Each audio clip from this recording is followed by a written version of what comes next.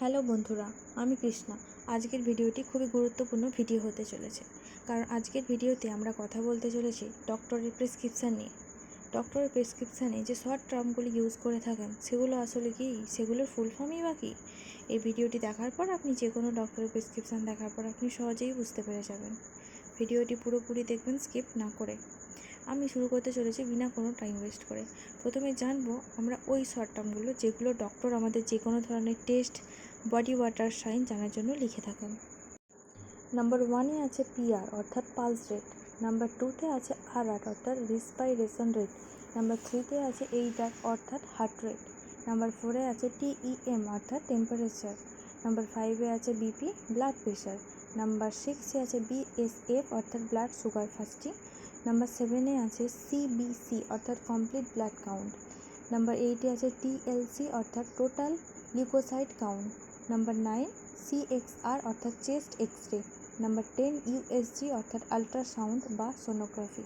Number 11 BT অর্থাৎ breathing time. এখন আমরা জানবো ওই শর্ট টার্মগুলোর ব্যাপার যেগুলো মেডিসিন রিলেটেড ডক্টর ইউজ করে থাকেন। মেডিকেশন টার্ম নম্বর 1-এ আছে সিএপি, এর মানে হলো ক্যাপসুল। নাম্বার 2 আছে টিএবি অর্থাৎ ট্যাবলেট। নাম্বার ING3 অর্থাৎ 3 নম্বরে আছে ING অর্থাৎ ইনজেকশন। নাম্বার 4-এ আছে SYR অর্থাৎ সিরাপ। নাম্বার 5-এ আছে SUSP অর্থাৎ সাসপেনশন। সিরাপ যেটি হয় লিকুইড ফর্মে থাকে, আর সাসপেনশন যেটি পাউডার ফর্মে থাকে। আমরা জলের সাথে মিক্সড করে এটি ব্যবহার করে থাকি। এই শর্ট টার্মগুলোর ব্যাপারে যেগুলো ডক্টর মেডিসিন অ্যাডমিনিস্ট্রেশন রুটের জন্য ব্যবহার করে থাকেন। পিও অর্থাৎ পার ওরাল, যেটি আমরা সিরাপের ক্ষেত্রে ব্যবহার করে থাকি। নাম্বার 2 IM অর্থাৎ ইন্টারমাসকুলার ইনজেকশন, যেটি আমরা মাসেলে দেওয়ার জন্য ব্যবহার করে থাকি। নাম্বার 3 IV অর্থাৎ ইন্টারভেনিয়াস ইনজেকশন, যেটি আমরা ভেন অর্থাৎ শিরাতে দিয়ে থাকি। নাম্বার 4 SL অর্থাৎ সাবলিঙ্গুয়াল, এর মানে হচ্ছে যেসব মেডিসিনগুলো আমরা জিভের তলায় রেখে থাকি। Number 5 topical apply of skin, মানে এর মানে হলো এটা হচ্ছে সেই সব মেডিসিন যেগুলো আমরা স্কিনে অ্যাপ্লাই করে থাকি, যেমন জেল, ক্রিম। নাম্বার 6 PR অর্থাৎ পার রেক্টম, এটি হলো সেই ধরনের মেডিসিন যেটি আমরা রেক্টমের দ্বারা ব্যবহার করে থাকি।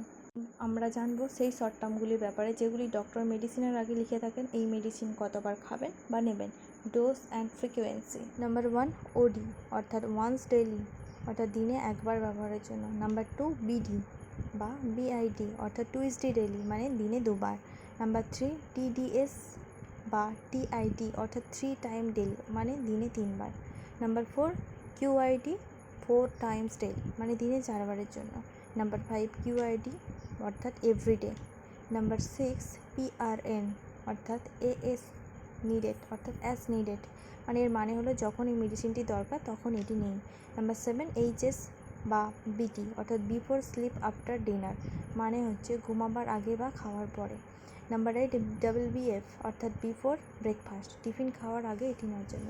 নাম্বার 9 PC অর্থাৎ আফটার মিলস, খাওয়ার পরেই মেডিসিনটি আপনাকে নিতে হবে। নাম্বার 10 AC অর্থাৎ বিফোর মিলস, এটি খাওয়ার আগে মেডিসিনটি নিতে হবে।